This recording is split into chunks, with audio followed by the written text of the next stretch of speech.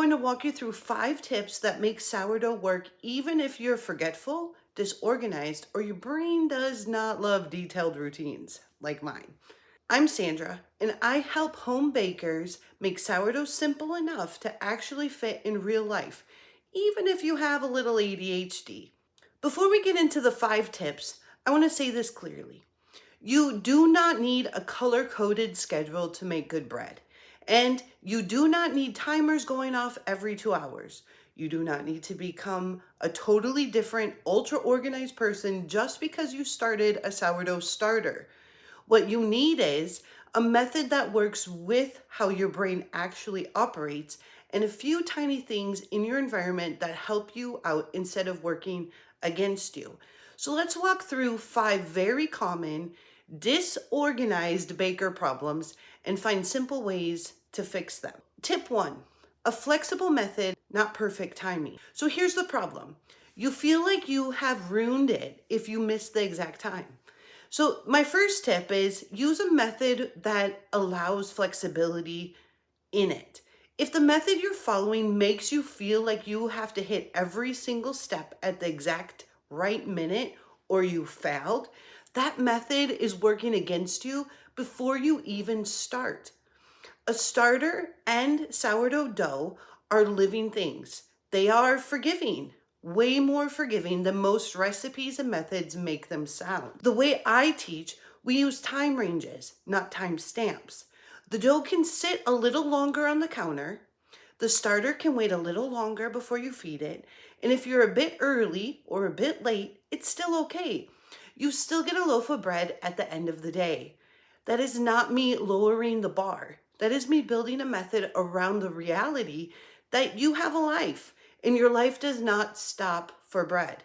And in the sourdough method that I have taught to hundreds of students, the dough has a window where it can rest and rise. And then it can go in the fridge for up to 3-4 days. If you forget it for a bit, you can usually still work with it. And when the process has room for you to be human, consistency becomes possible. And consistency, not perfection, is what gets you to actual bread on the table. So the second problem is out of sight, out of mind. So tip 2 is keep your starter where you can see it, at least when you're actively baking. This sounds almost too simple, but if you're anything like me, out of sight is genuinely out of mind. If I tuck my starter somewhere safe, shoved behind things in the fridge or in the back of a cabinet or even in the oven, there's a very real chance I will forget it exists and find a science experiment when I do rediscover it. When my starter has a visible home, every time I walk into the kitchen, my eyes land on it. It doesn't need to ping my phone, although that may be helpful if you forget. But when it is in the initial rise and the second rise, I have it on the center of my counter. It just quietly reminds me, hey, I'm here. Don't forget about me. This doesn't mean it has to live in the middle of my counter forever, but when you're feeding it regularly or planning a bake, give it a spot that naturally catches your eye. Put it near your coffee maker if you always make coffee, so you can easily observe your starter in your living and day-to-day tasks. Work with the way your brain works, not against it. And if you can see it, you're much more likely to remember it. The third problem that I have had is that I put too much pressure on myself to copy someone else's routine. So tip 3 is to find your rhythm instead of copying someone else's. And then attach steps in the sourdough process to things that you already do. So a sourdough routine only works if it fits the natural flow of your day, of your life. Your natural flow is not the same as mine or the person whose video you watched last week or the influencer with the perfect kitchen and process, or so they show. For me, I like to mix my dough around dinner time and then put it in the fridge before bed. Those are 2 moments I'm already in the kitchen and or walking through the kitchen. I'm not inventing a brand new schedule. I'm just attaching the bread making process to things that I already do. That is the key phrase. Attach it to what you already do. So already make coffee in the morning? That's when you check your starter. Already in the kitchen making dinner? That's your time to mix the dough. Already turning off lights or locking doors before bed? That's when you put the dough in the fridge. Stop trying to fit your life into someone else's perfect sourdough routine. Instead, look for 2 or 3 moments you reliably have every day and let those be some sourdough anchors. So when bread rides along with the habits you already have, it stops feeling like a whole extra project your brain has to remember from scratch. All right, and then the next problem some ADHDers have is that they lose track of the timing between steps. So tip 4 is write it down where you can see it, not on a notepad that can get lost, but I write it directly on the jar, lid, or plastic wrap. I leave a note to my future self. Dry erase markers are honestly one of my favorite sourdough tools. I know that sounds funny, but stay with me. I'll write directly on my jar or container a little note to future Sandra. Mixed at 5:30 p.m. Monday. Shaped at 11:45.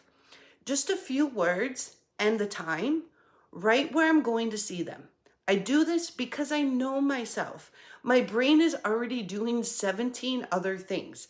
I don't need it to also be a sourdough timer and project manager. Plus, if I set a timer for 4 hours later, chances are I won't remember why I set the timer in the first place and just turn it off. So instead of thinking, I'll remember this, I help myself out. Sourdough has a lot of waiting built in between steps. That waiting time is exactly when it's easiest to get distracted, move on to something else, and completely forget what stage you're at. A note right here on the jar removes that problem entirely.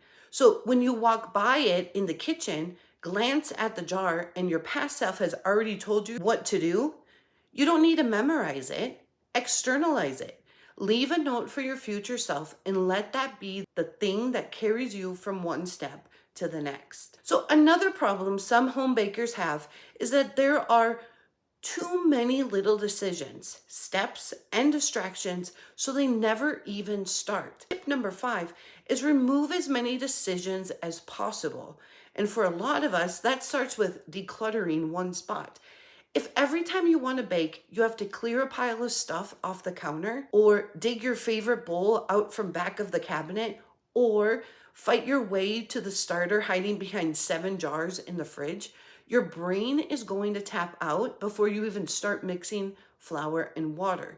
You don't have to overhaul your whole kitchen, but even just claiming one clear spot in your fridge where your starter lives when it's resting, or one area in your kitchen where you mix your dough on the counter, and another place for your scale, flour, and salt can make a huge difference. It's your same jar, the same bowl, the same spot on the counter, same spot in the cabinet, same basic routine. The more decisions sourdough requires before you even begin, the more friction there is.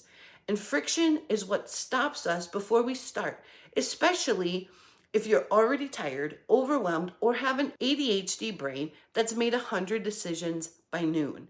When you create a repeatable setup, same tools, same place, same pattern, your brain starts to recognize the cue. Eventually, it doesn't feel like a whole project you have to gear up for. It just feels like something you do. It makes your baking sustainable. And sustainable is what gets your bread on the table again and again. So here's what I want you to take away from this. You do not have to do sourdough the hardest way to do it the right way.